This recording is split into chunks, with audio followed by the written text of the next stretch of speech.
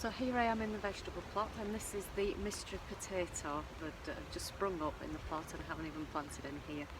So we're going to have a look to see what's inside. It's a bit of a wild and windy day up here in Lancashire as normal, but it's just starting to rain.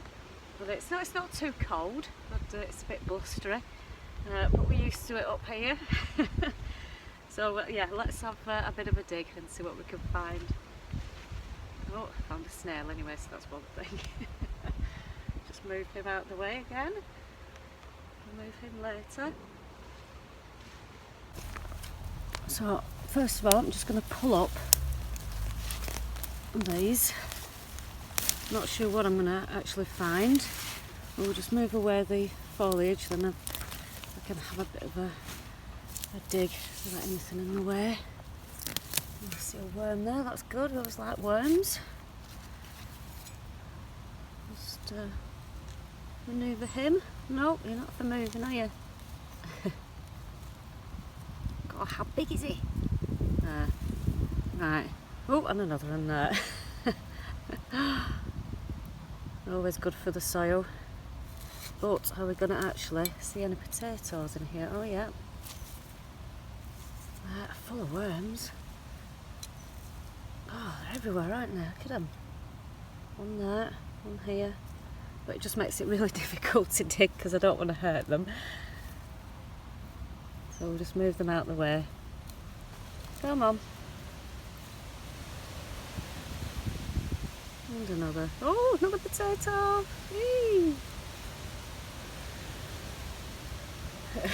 If I can get to them with all these worms. Right. Oh, brilliant, look at that! For surprise potatoes and another. Oh, I'm really pleased. So like I say, if you've not followed the goings on in this plot, I've not planted any potatoes here. I emptied out, I did them in containers a couple of years ago.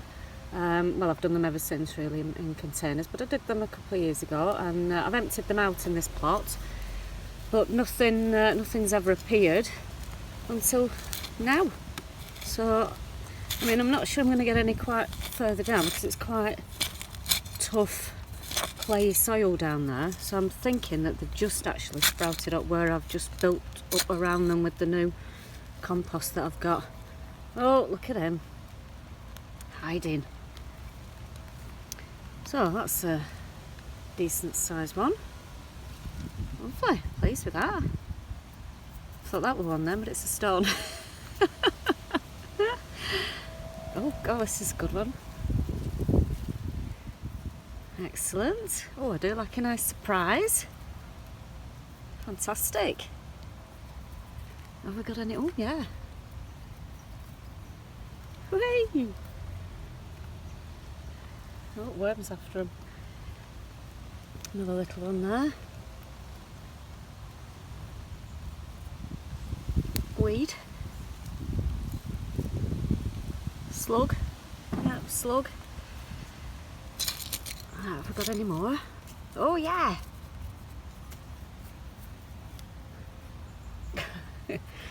And another. Oh, I'm so happy. Got another one. Well, let's move that. Well, today to say that I don't think we're going to get any more potatoes this year. I'm really pleased. Let's dig them up.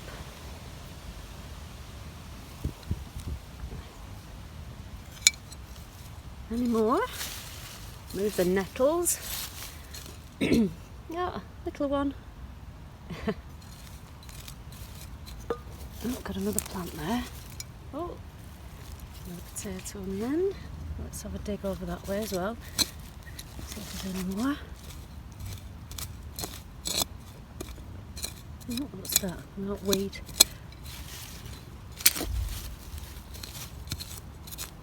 It's quite tough soil under there, so it does actually look like they've just grown in the. Because as soon as I saw that it started growing in the plot, I started mounding it up.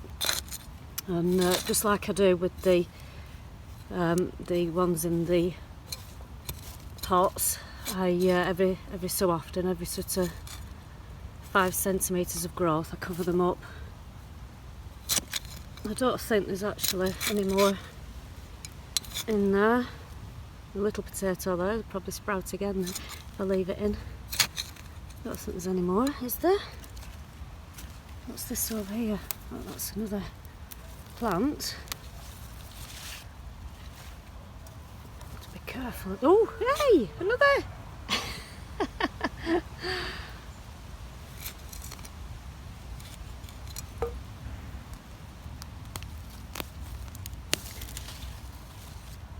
Oh, I've got I've caught up a nettle. I thought that were another plant, but it's not. I have to be really careful. Oh, look! Quite a nice little find. So, yeah, I'll have a bit more of a dig, but I'm really pleased with them.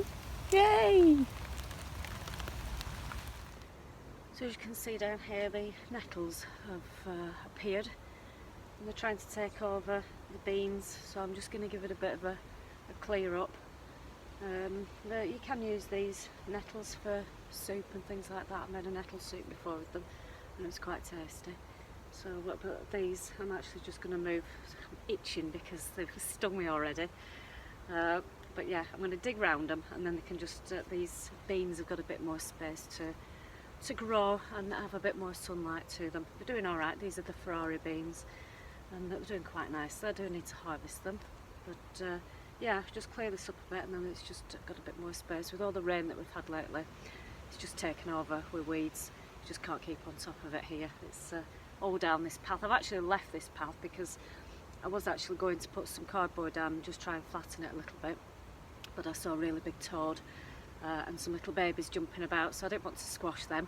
So they've been, it's just been left to its own devices at the moment, but I'm going to sort it out and clear it up.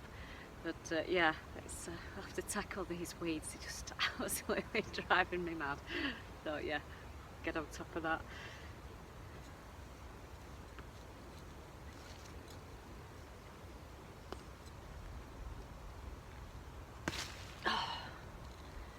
And you can, when you're pulling out nettles, they are alright to actually handle at the bottom of them if you can get to them. Obviously not at the top, you just get stung like mad, but at the bottom they're alright, and obviously they're easy to handle and manoeuvre out of the way, she says, when she's just been stung all over with the other ones in the way.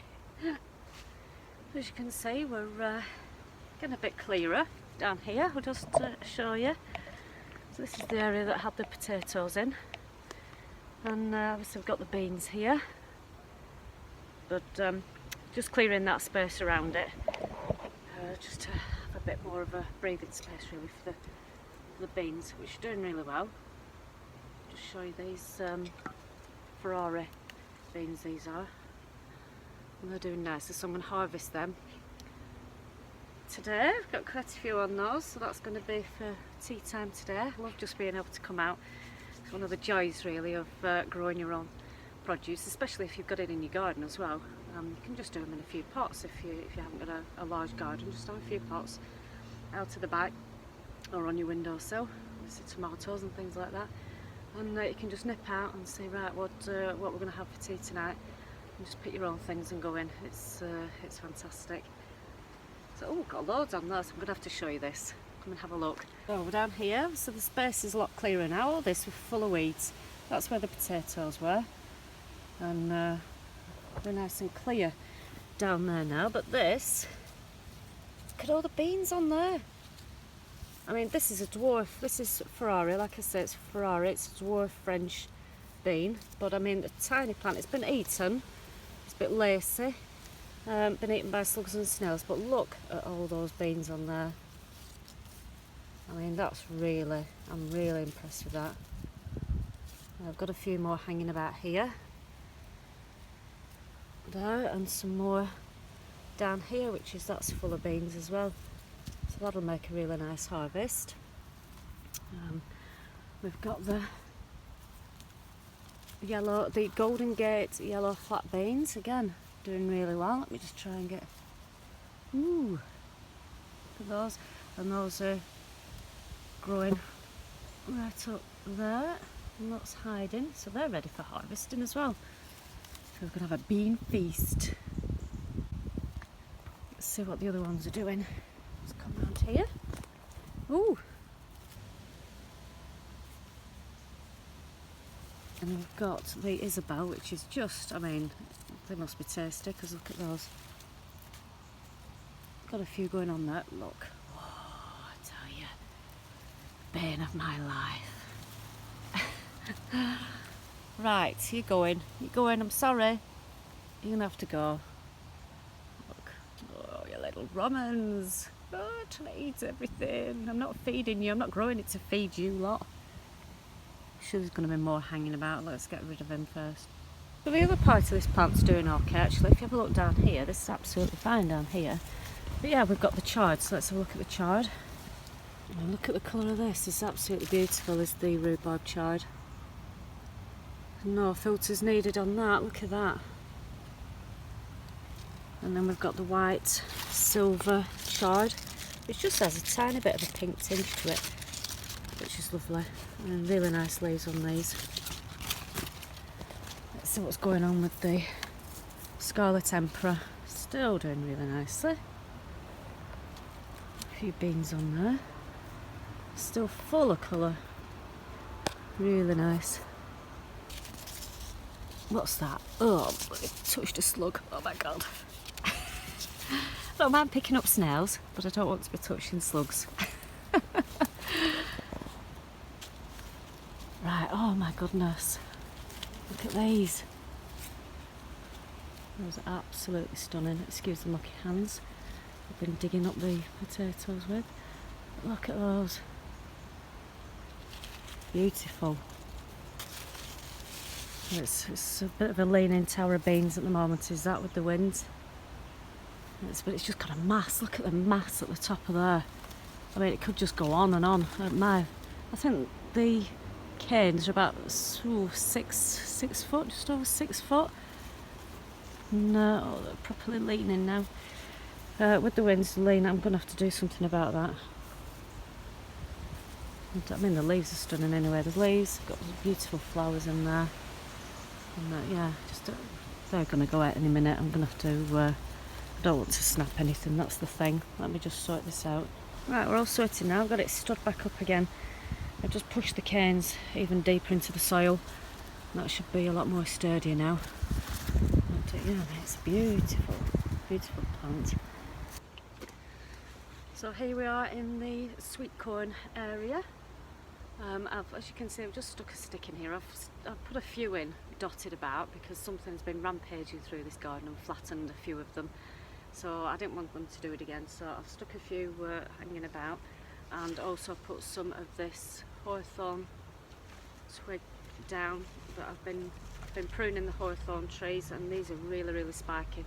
So I've just been trying to put these down as a bit of a deterrent for slugs and snails, really, because they won't like climbing over it, and also to try and stop things from running through. And I don't think it's deer because they tend to stay over that side of the garden, they don't tend to come in this part.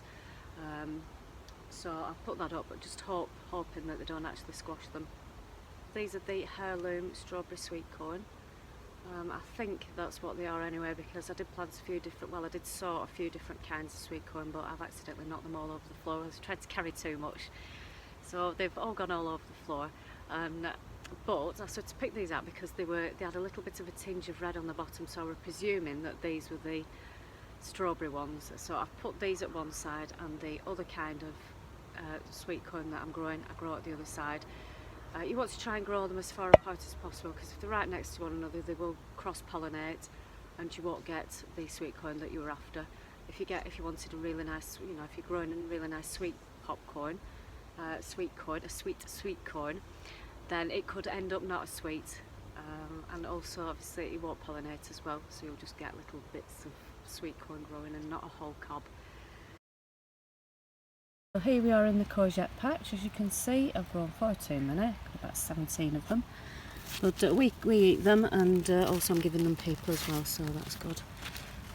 Yeah, look at that, that's growing really well. And over here, so that's a good one. This is the Virginia, the white courgette. We've got a few more growing on that one. And this seems to be doing really well. We've enjoyed all the rain anyway. Get some down there. And then we turn around so I can't even move. Turn around into the golden courgette one. Oh look, that's a decent one as well. We'll have a look at these ones. I mean, yeah, you know, I've got some tatty leaves and some that need pulling off and sorting out. You know, they can't be all prim and pristine. This is life, isn't it? This is nature. So, you know, don't worry if your plants aren't looking perfect. You're actually growing really good produce. That's all that matters. So don't be disheartened when, you know, you end up when things start eating things and whatever, so they can be sorted out and taken care of. Yeah, some more going down that train. Meander my way through. Little slug.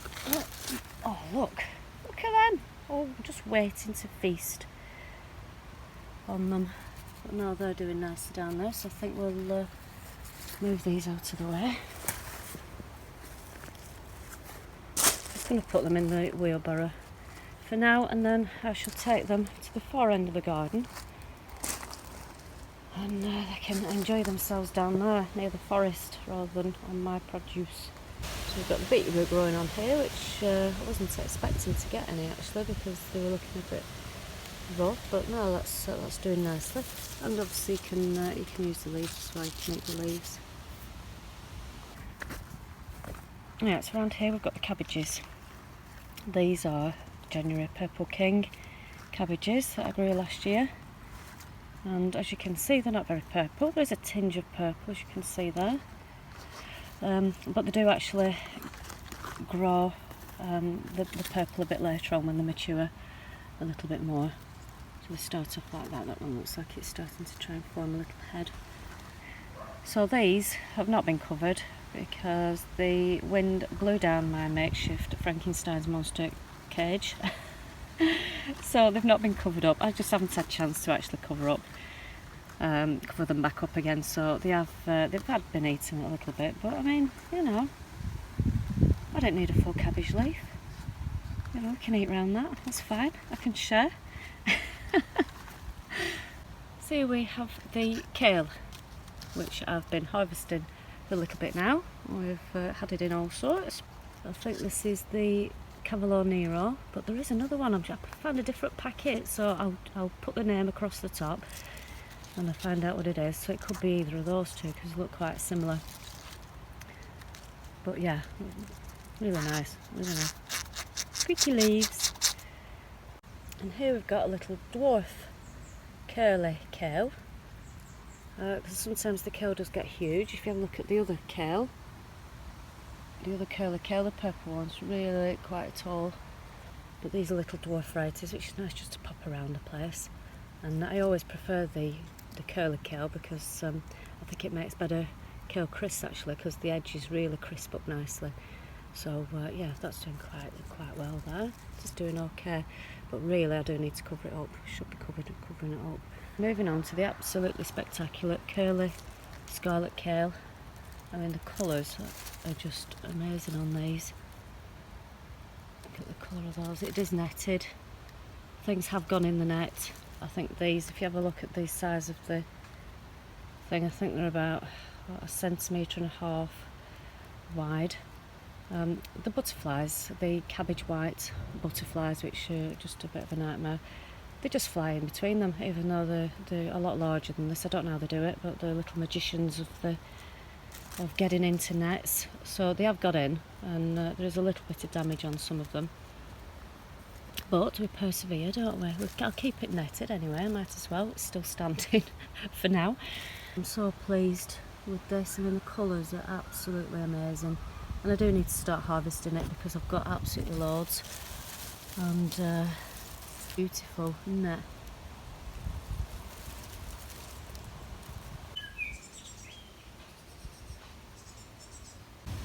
Oh, it's trying to get in. Trying to get into the net because it absolutely loves the smell of the kale and the broccoli. Goes absolutely mad for it. We'll just continue to try to get in any way it can. Whoop! Nearly went down my welly. Look, let's try. Go away. Go away. Honestly. So this is the thing. If you're going to net something, just make sure that it's well away from your plants. Obviously these are grown and they were fine. They were well away from the netting before, and the fruit trees are trying to get into it. But if you've got any kind of, you know, a bit of leaf or anything dotting about, it's coming back. It's back. Can you see it over there? Look. So it's just starting to rain again, so I'm going to take my potatoes inside, grab a cup of tea and a slice of cake, I think.